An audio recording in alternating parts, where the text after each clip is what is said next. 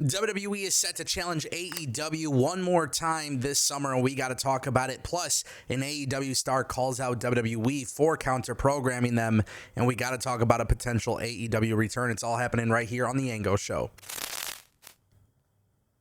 And as always, if you guys want more videos like this, go ahead and click that subscribe button. This way you never miss a video, because I'm always going to keep you up to date with everything that's happening in professional wrestling. And let's start off with the juicy drama. Ricochet calling WWE's move to counter-program AEW All In. And he calls it a BITCH move. That's right. We don't want to get demonetized here on YouTube. But Ricochet takes to social media. He seems to be really unhappy with the fact that WWE has chosen to counter-program AEW. And I think we need to have a little bit of a conversation about this in video format, because I think a lot of people are upset that WWE is doing this. But I actually think this is not only a very bold response from WWE, I think this actually makes the industry better. And there's a couple reasons for it.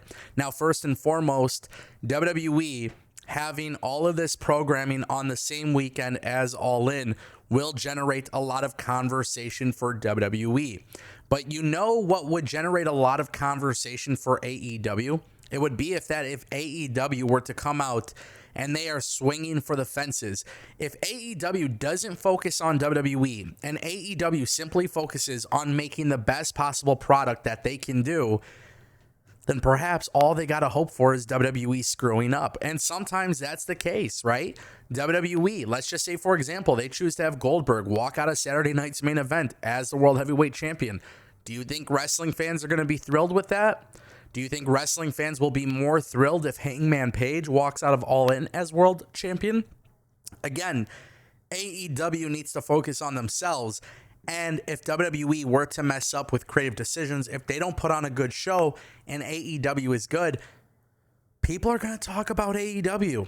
And this is how WWE manages to counter program so well, because WWE knows by the time Sunday comes around, right, people may not be talking about Great American Bash more than All In. But by the time Sunday night comes around, they might have surprises. They might have things in their arsenal that will generate a ton of conversation.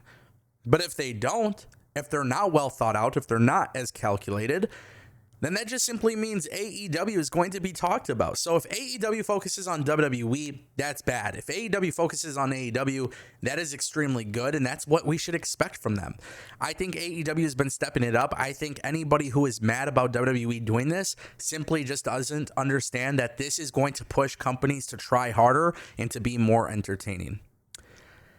That's going to bring us to our next topic. Ladies and gentlemen, Jack Perry has reportedly been backstage at AEW events as of late, according to WrestleVotes, and I thought we should kind of talk about it.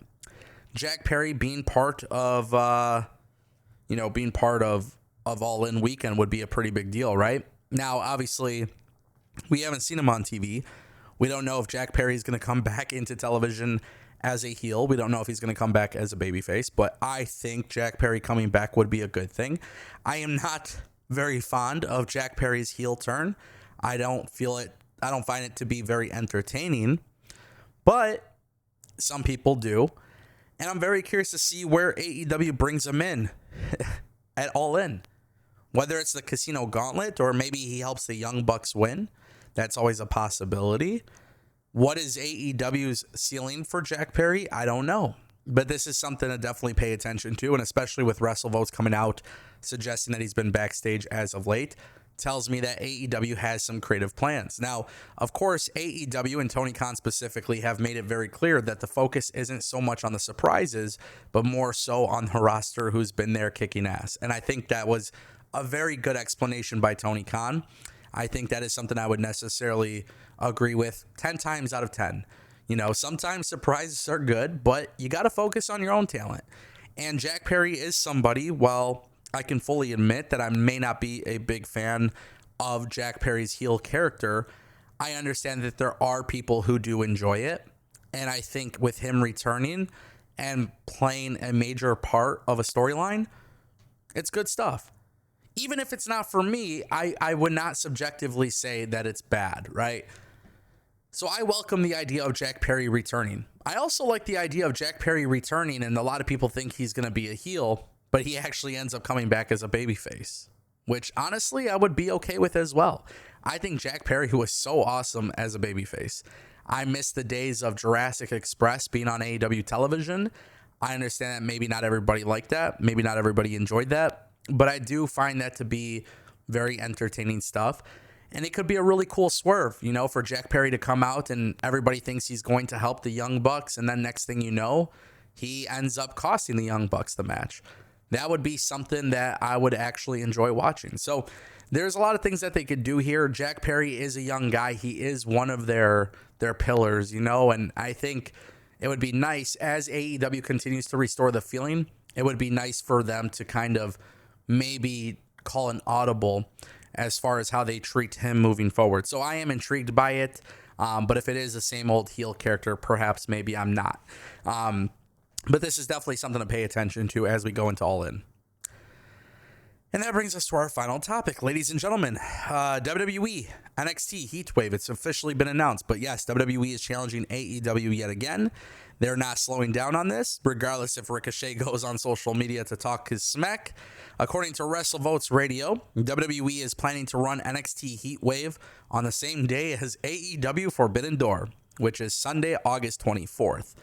Now, the event is expected to take place in South Carolina with the Spartanburg Memorial Auditorium, which is being considered as a potential venue. We don't know if that's 100% confirmed, but we do know that this is potentially where it's going to take place. And of course, All In is that same day. Not All In, excuse me. Forbidden Door is that same day, which, of course, with AEW doing Forbidden Door, that's going to be in the UK, which that means that's also going to be during the day. If NXT Heatwave is a very strong show, that's going to be taking place at night, which means, again, WWE will be changing the conversation and the narrative. Maybe less people talking about Forbidden Door, more people talking about NXT. It's not about WWE selling a lot of tickets. It's not about WWE putting a lot of asses in seats or getting high viewership. It's really about WWE just changing the conversation from people talking about AEW to WWE. So don't be shocked when WWE does counter program AEW. Don't be shocked if you start seeing them maybe relying on main roster stars or legends or people making appearances, maybe debuts, whatever it may be, especially because of the fact that it's rumored Danhausen, Private Party, you know, maybe even Chris Jericho. There's a couple names rumored to possibly be joining WWE in the near future. Don't be surprised if WWE uses those moments for the counter programming, because of course that will lead to more people talking about it. It's an interesting approach, but I think it forces AEW to be better, and AEW has been better, so that's a really good thing, and I think AEW forces WWE to be better, so naturally, as a wrestling fan, I think everybody should just shut the hell up and enjoy it, but we'll see what happens. Ladies and gentlemen, that is the Ango Show.